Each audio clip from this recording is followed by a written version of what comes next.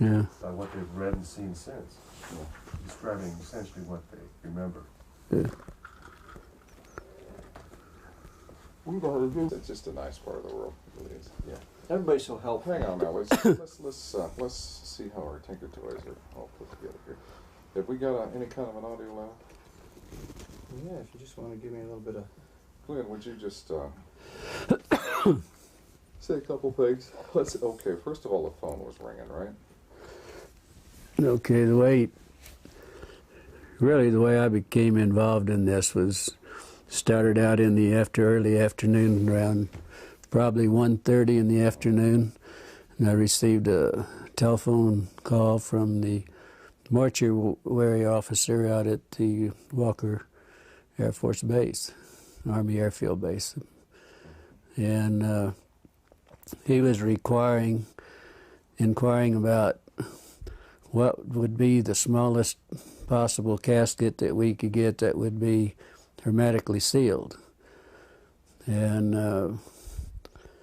at that time, I know that we had used like the 4 feet and caskets. We had used those before, but I thought they also made them in a 3/6. So, but he wanted to know if we had any in stock, and I said no, but if I can make a call to Amarillo, I can have him in, by 7 o'clock the next morning on a truck. So he said, I'll get back to you. And that was the first contact that I had with the base. And then what? Then he called back, probably 45 minutes or so later. And he said, I need to ask you some more questions. He said, in case something like this should happen, he said, we need to know what the preparation, what your preparations are for the bodies that had been laying out in the elements, And he said, we need to know also what if your treatments of the bodies are the remains, what could you do to them, and if your treatments, would it change any of the chemical breakdown of the tissues, the blood? Would it make a difference? And I said, I thought probably it would. And I said, of course, he knew exactly how we would treat those bodies because we have an outline from them and what we really have to do. I think he already at that point knew exactly what we would have to do. Did he disclose to you what he had? No. I told him, I said, if you have a problem, if you want, if you have something you don't really know what to do about it, let me come out, and I'll, try to help you do whatever you want to do. And he said,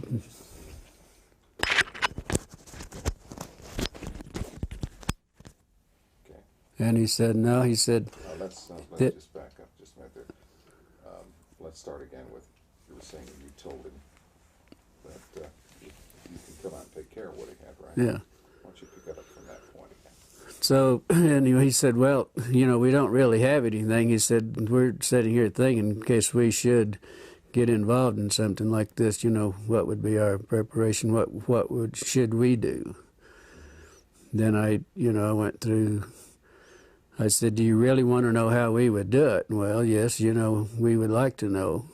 So that's when I explained to him that we would have the vats that we would fill up with formaldehyde solution with water, and we put the bodies in them, let them stay there for 24 hours, and then take them out. And then we would pack the bodies in, would be a sawdust and really a lime, what we would pack them in, then wrap them in the plastic. That's bodies that were badly decomposed. If there was tissue, deep tissue, we would have to do it hypodermically with needles to get to the deep tissue. Then we would have to aspirate the cavities if the cavities hadn't already ruptured, and then put some cavity fluid in those. I said that's, kind of normal procedure. Now, at one point, you finally offered to take care of it for them. Well, I offered 2-3 times, yeah. Can you review what that conversation at that point? You mean when I offered to take care of them? Yeah. He said, well, we don't really, right at this time, we don't really need your assistance, but he said, in case something like this should happen, then he said we would be prepared and we would know what to do. Then we got back onto the subject of maybe not damaging any of the chemicals, compounds or anything with the bodies, or tissues, whatever, because and they wanted, how would you pick bodies up like that, and what would you do not to contaminate any of it?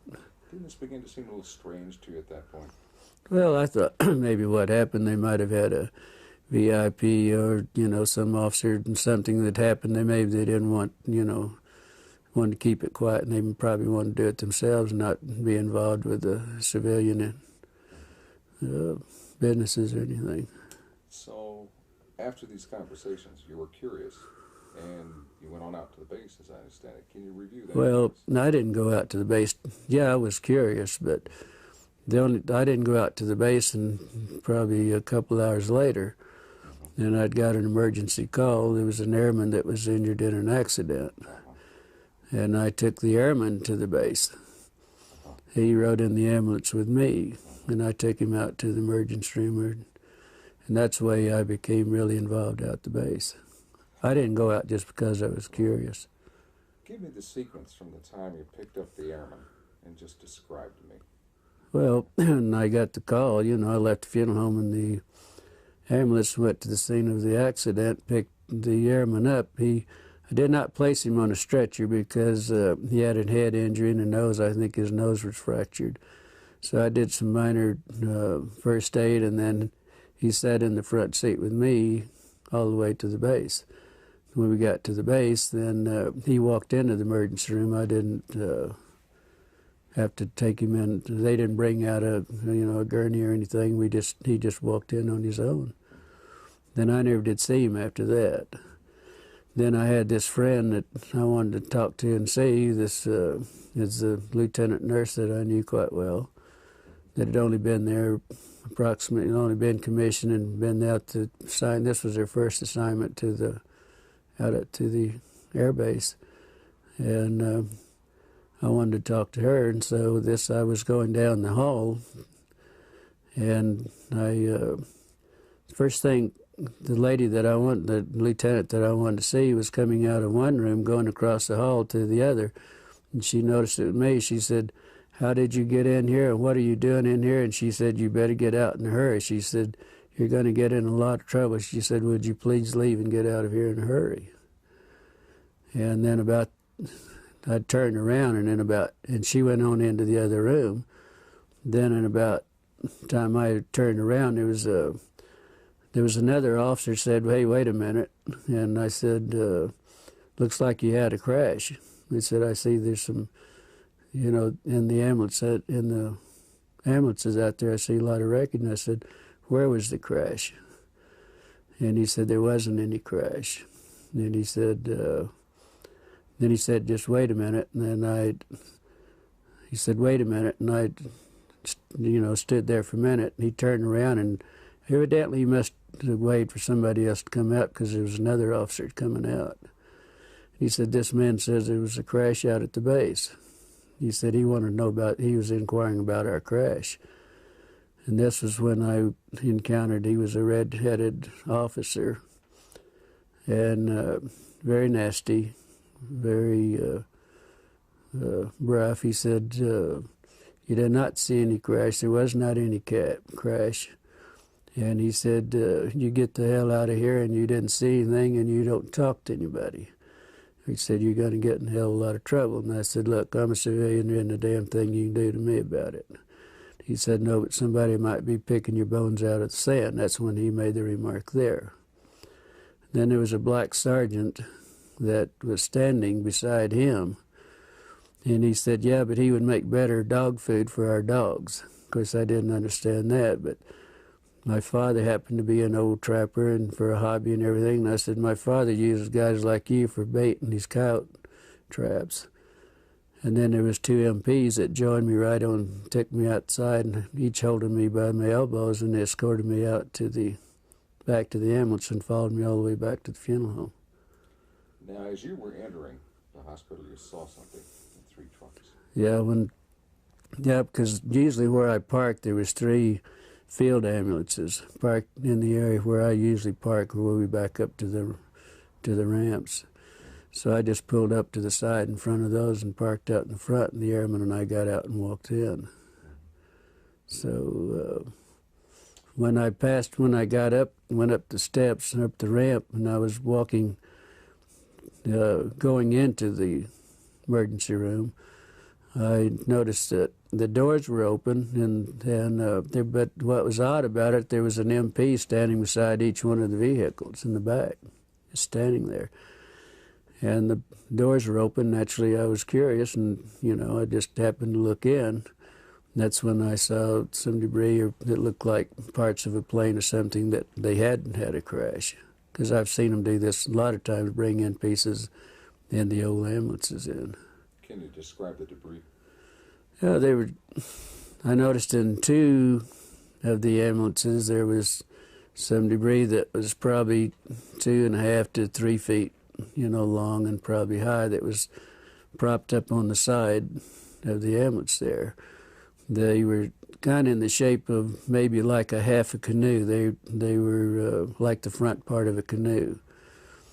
And, it looked like it might be aluminum, but it looked more like the metal looked more like stainless steel that had been heated. It was blue, kind of a bluish tint to it. But what was odd about it, it looked like around the curved part in the front of the canoe, there was some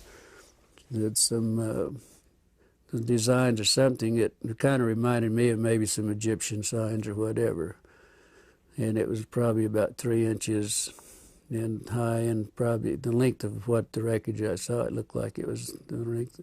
And the same thing was in the other ambulance too. I mean, I saw practically the same thing. The pieces that were practically the same size, and the insignias looked like whatever that might be was part of the wreckage. How did your friend feel about what she saw? Well, I didn't know really until the next day. And I called out. I kept trying to get a hold of her because naturally I was curious and I wanted to know what was going on. And so I called out the next day, and then probably around 11:30, she said, "I know you've been trying to get a hold of me, but I haven't been available." And she said, "Why don't you meet me at the officers club? If you have time, meet at the officers club, and we'll have lunch. And I want to talk to you." And the funeral home we had at that time, we had some of the businesses there had an associate membership to the officers club, and our funeral home had that membership, and also had a card to identify myself and what business that I was, associated with. So I had no problem. One time I'd go to base, all I had to do, a lot of times if it was in the evening, I'd have to stop and sign a visitor's and get a visitor's pass and then turn it in when I left. But there was no problem going out there. So I went on out and met her. Beg your pardon? Tell me about lunch. Well, we, both ordered. I'm not sure, remember what we ordered, but it was just a light lunch. But she was so upset. She looked like she was, in shock, is what she really talked like and looked like. And she said, I said, "Well, I was just curious. The only reason I want to talk to you, I was curious on what happened."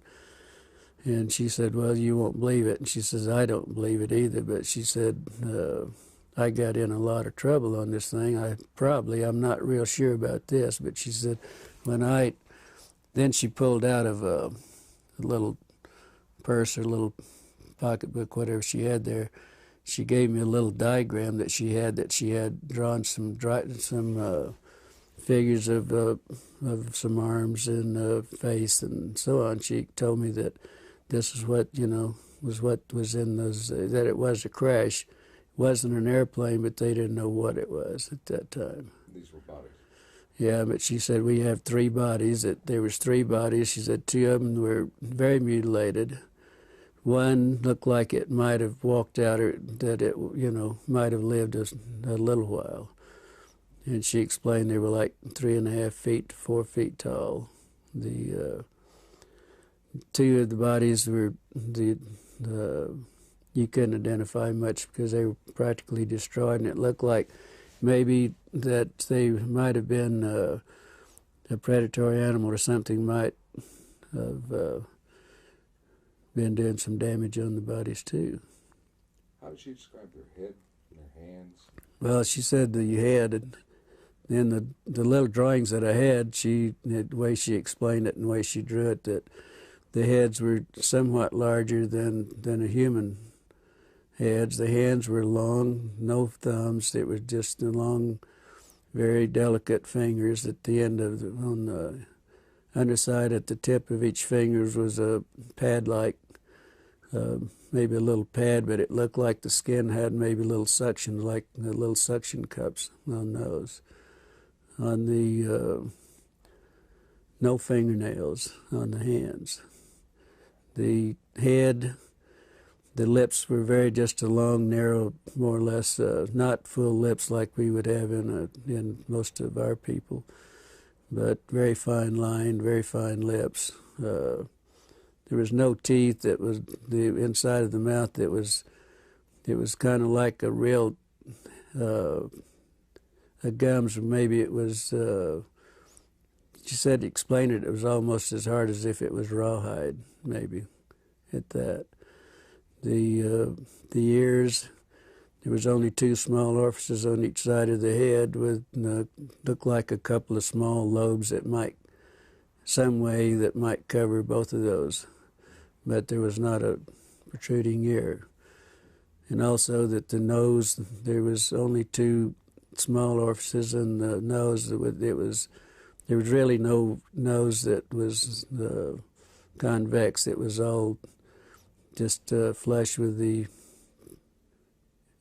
face. Was she emotional about all this? Very much so. Very emotional. She would have to stop and drink water every once in a while, and also she never touched a meal. All the time we were talking in an hour and a half that we were there, she never touched her meal. Any other demonstrations of emotion? Indications of how she was upset? Well, just, every once in a while she'd go like this, and wringing her hands, and she said it was the most I've never been so horrified in my life. I've never seen anything so gruesome in my life. I've never smelt anything that smelt worse in my life. And she told me that when I saw her, she was leaving the room to go to the bathroom because she was deathly ill and was going to throw up. Did she recognize any of the doctors by the examining the body? She told me, she said, I asked her that question, which of the doctors, and she said, I don't know that I knew them, and that was her answer. So, but she said she walked in the room and they said, hey, we need you, you need to help us. And that was the way she became involved in it.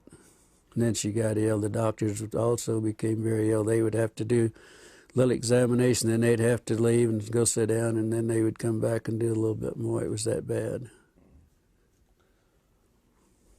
After your conversation with her at lunch, can you describe what happened next? How you were unable to see her again, and how you learned the... Well, yeah, we'd visited a while, and then I had to get back to the funeral home, go back to work, but then I never did see her after that. And I called out the next day to see how she was feeling, and they told me that she wasn't available. Then I wouldn't be available that day. I called the next day, and they told me that she'd been transferred. And it was rather odd because she'd only been at the base less than 3 months. That was her on commission less than 3 months, and that was her first assignment. So it was rather odd that she would be transferred out, within 3 months. So later on, you attempted to, I guess you got a letter. Then about 2 weeks, probably 2 weeks, at least 2 weeks. Could have been a little longer, but I know it was at least 2 weeks. I got a letter addressed to me at Glendennis at the Ballard Funeral Home. she didn't sign. It didn't have any returned address or anything on it, but inside of the letter, there was just a note. She said, "I don't have time to write. I will write later. This is my APO number," and that was the extent of it. So then I wrote back to her and asked her more or less how she was feeling and why the sudden transfer, and I hoped that she wasn't in any trouble. It was just a short note. I really didn't go into a lot of detail or anything. Then probably 3 weeks or probably a month after that, then I got the letter that I had mailed to her. It was returned. It was stamped return, and also it's in red printing it said deceased. And that's the last time I ever heard anything about it. Then, then I went out to the base a few days later, and I was talking to one of the nurses, and I said, whatever happened to the lieutenant? And she said, well, the rumor is that we heard that she was killed with 5 other nurses in a training mission in a plane crash. And that was it. No indication of where? Well, it was in London, England. She said in the note that she sent me that she was in London, stationed in London. And that was it. That's the last time I ever heard. Do you believe that she's dead? No, I don't think so. After all that's happening and after, threatening me and everything, I doubt very seriously that she was. I would hope not. What would you like to say to her if she happened to see this? Well, if she happened to just see it, if she feels like if she wants to talk, if she feels like I would like to hear from her, yes. See what's been going on in her life and why she wasn't able to contact me. If she, feels like it. But Let's stop tape for a minute. Okay. Now, the sheriff told your father you were in trouble. okay, what happened there? Then the next day after I was there, when I had the problem with the officer and the black man, I was told my father was contacted by our sheriff, George Wilcox, which was a very close friend of my father's. They were very good friends. And he called to see if my father was home because he wanted to come out and talk to my father. And he did so, and he told my father that there was a black sergeant from the base that came to his office, was inquiring about who my parents were, my mother and my father, if I had any brothers or sisters, and all, wanting to know what my personal family, who they were and where they were. George said that he knew I had some family, but he didn't know, where they were or anything else. So anyway, he told my father that he did contact my father, and he told my father that he thought I might be in some trouble. And but they evidently didn't explain why I was in trouble. So, first thing my father did was get in his car and come to the funeral home.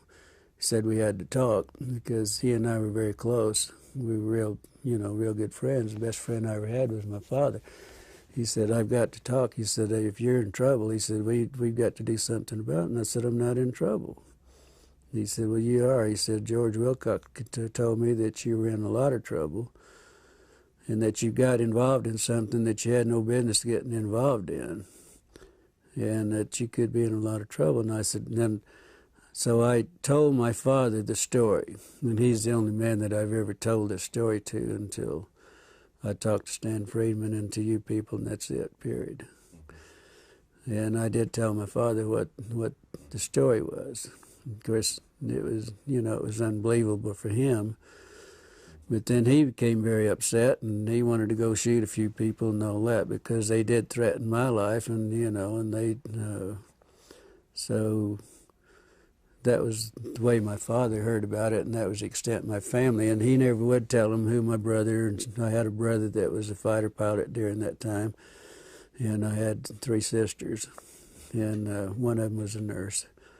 But he would never tell him anything.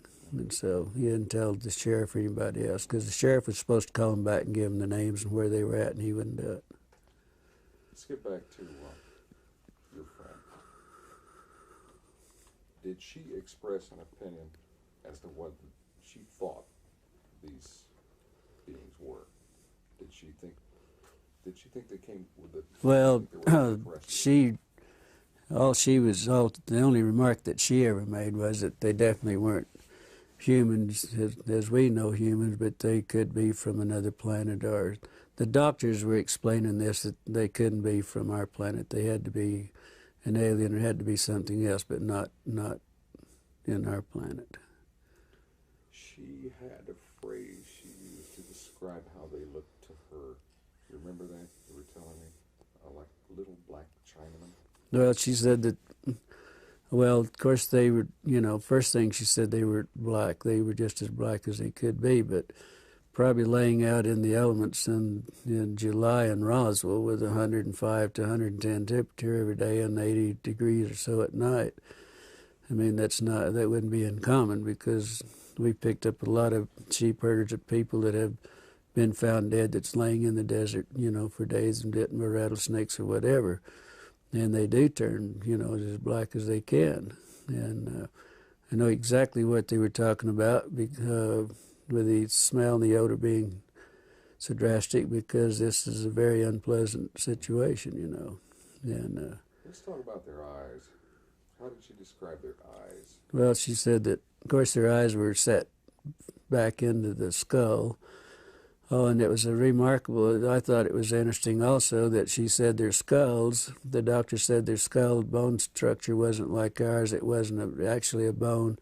It was probably a real heavy cartilage. It looked more or less like a newborn baby. The skull was very pliable. You could mash on the skull and it would, it would give. And so the bone structure, bones not like our bones, it was our skull and everything. What about the bones in the hands and arms?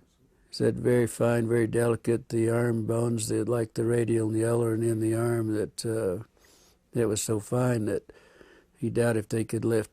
She said they doubt if anyone at that size and the arms at that could lift 50 pounds on the earth or anywhere else. They doubted they had that strength.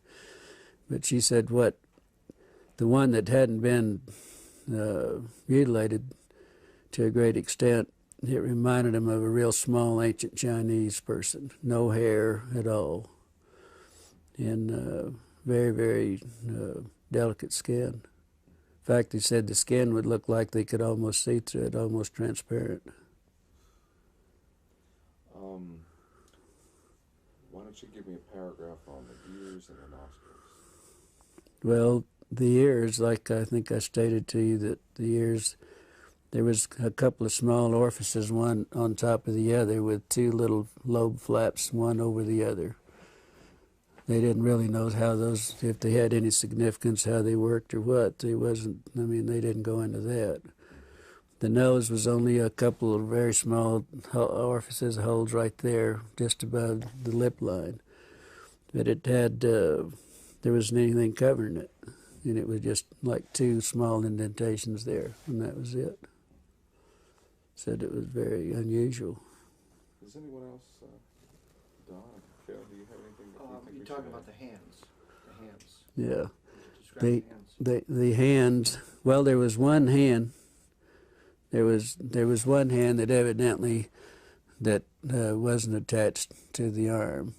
And she said that where she got sick and left the room was that this doctor had the long forceps and picked the hand up and turned it over. And that's when they noticed that there wasn't any thumb. None of the bodies had any thumbs or anything. They were just long, very fine, very delicate fingers, no fingernails. But right at the tip of each finger, it looked like there was a pad. And in this pad, it looked like it might have had very small they were like little suction cups, but very minute suction cups. The doctors, that's the way he explained it, that was looking at it. Let's have tapes right now. Okay. We need to get the arm as well. Okay, yes, the Which arm. goes with that. We need to go about the arm. Really? In the magazine we publish, and with pads at the tips of the fingers. Maybe you can get can you get a copy of them? I can send you a copy, I'd be happy to. It's amazing. It all fits together. That's the And they thing. would It not just have fits known together. about Obviously, it would know about your information. Yeah, well, see, I've never vice discussed this with anyone. My father was the only person I really ever discussed this. I didn't discuss it at the funeral home or anything else. I never discussed it with any of my family, period. I never have until I met Stan Freeman 2 years ago. It's the first time I ever discussed it. Would you have an interest in some dubs of testimony that we get from other people here? I'd be happy to. Oh, I'd send you love tape. to, yeah, but I'd love to.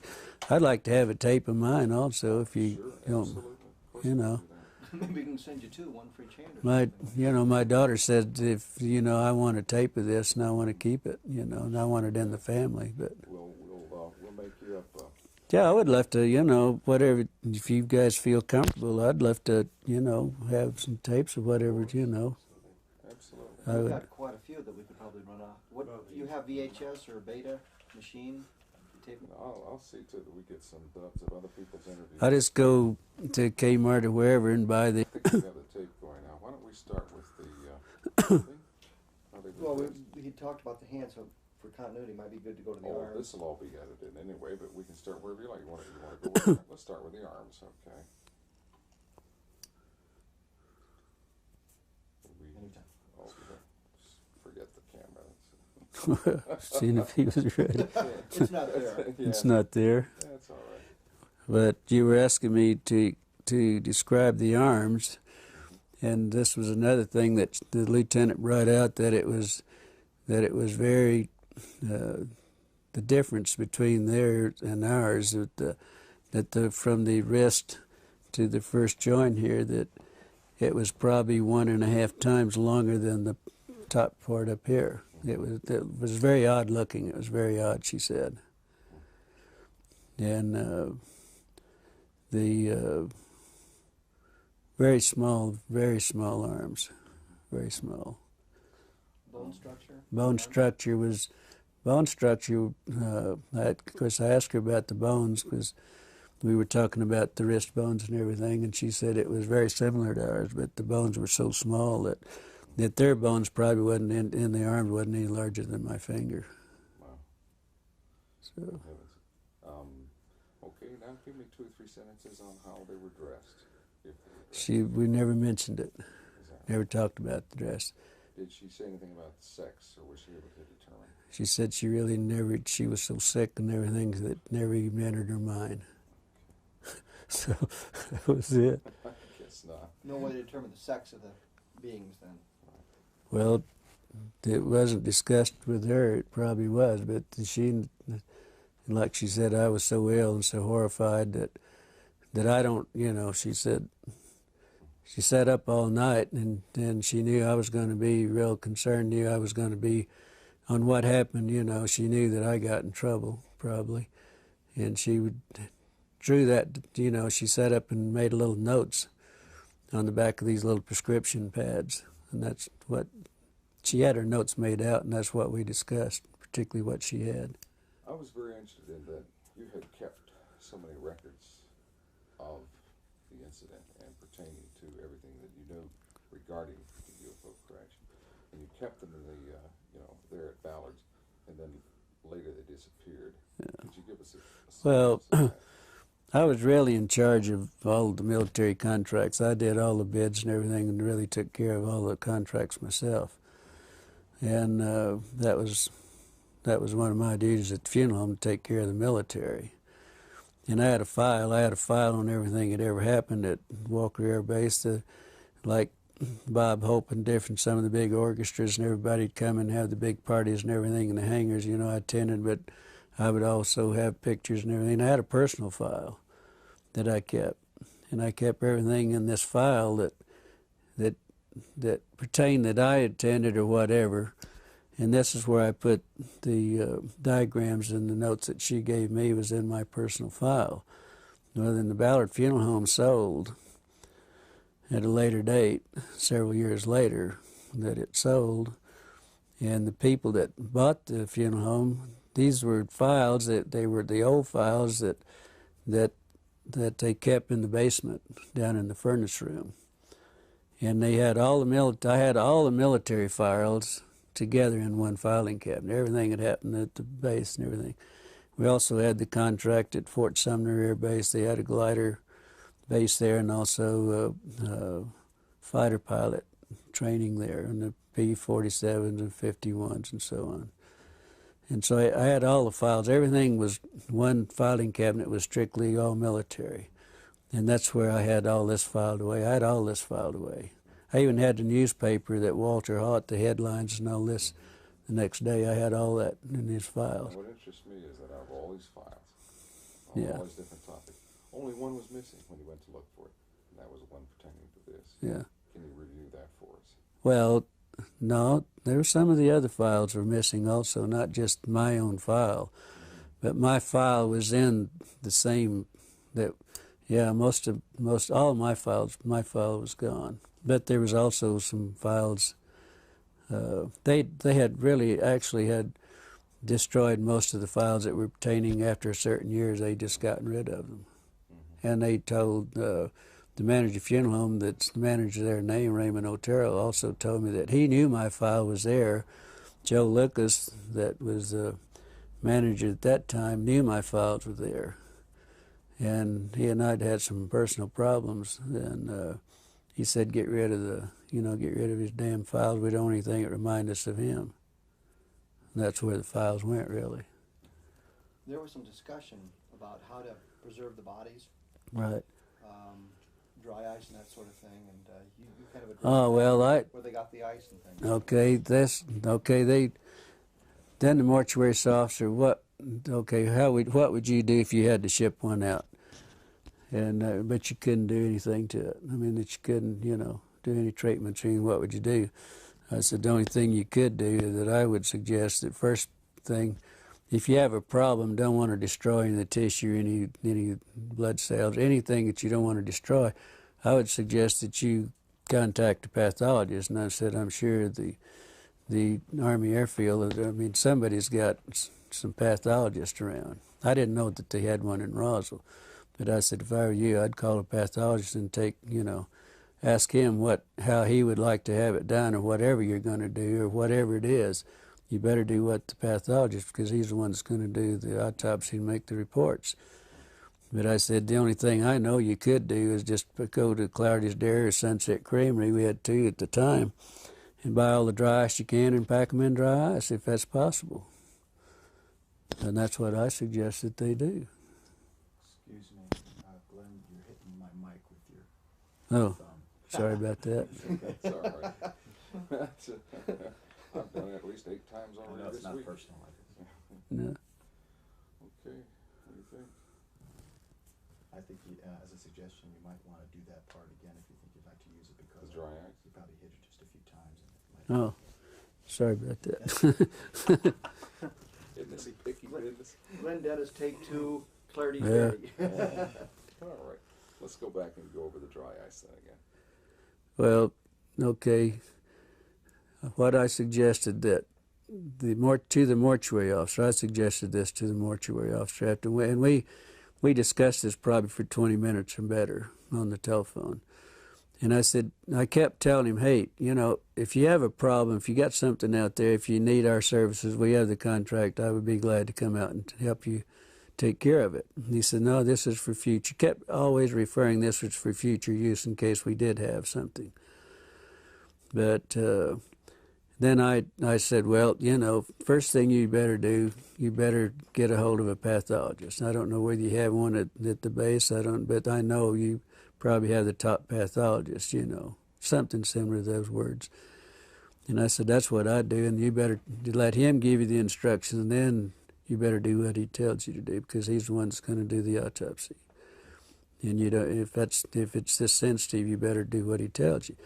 But I said, the only other suggestion I can make, that you go to Clardy's Dairy or you go to Sunset Creamery, buy all the dry ice you can and pack whatever you have, whatever the problem is, you better pack it in dry ice and then do whatever you have to do with it, because that's the only way. They tried to put it in the morgue. Out at the morgue, they had 2 refrigerated body compartments that we used to put them in, and then we would go out and get the bodies from there. But they always brought the airmen to us, but on the dependents and everything, we went out for them. But they weren't cold enough, and it became so offensive. They were afraid they were going to, we were going to upset everybody in the hospital. So they later moved them over to a hangar, and that's the last that she knew anything about them too. The lieutenant knew anything about them, but she didn't know how they moved it or anything about it. But they were taken to a hangar because the odor was so offensive they couldn't. That, like they said, it was upsetting everything. Great. So. Fantastic. Yeah. Did she ever tell you where she thought or where she was told the bodies went from Roswell? I'm sorry? Where the bodies went from Roswell? Did you know where they were shipped out? Did you know where they went? She didn't know. She She never told me. She never mentioned any, never suggested them. no suggestion whatsoever. She just said that the last she heard they were in a hangar, and that's all she knows. And we never discussed anything else. I guess if that takes care of everything, would you like to watch it? What is a portion of it, just to get an idea? You don't need to watch the whole. Sure. Yeah. Let's turn it around and watch it. Do you